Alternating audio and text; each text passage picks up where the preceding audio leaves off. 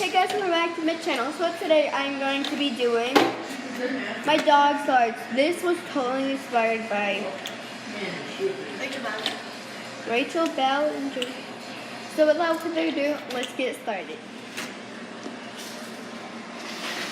Okay, let's just walk over here and see what there is. Okay, nothing, let's just follow. Oh, there comes Bob, I'm not eating anything. Let's go. What? Oh, there's a ball. Oh, no, let's just keep going. Oh, there's Mom's foot. But what? Okay, am I supposed to get the ball? I don't know what I'm supposed to do. Help. Oh, there goes the ball. I don't want to get it. I'm too bored. Nah, I'm just turning around. Or, I don't know.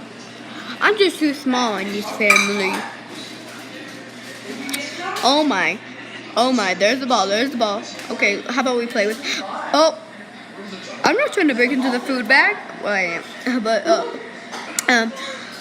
what? Oh, here's some water, there's some food, here's some food. This looks good.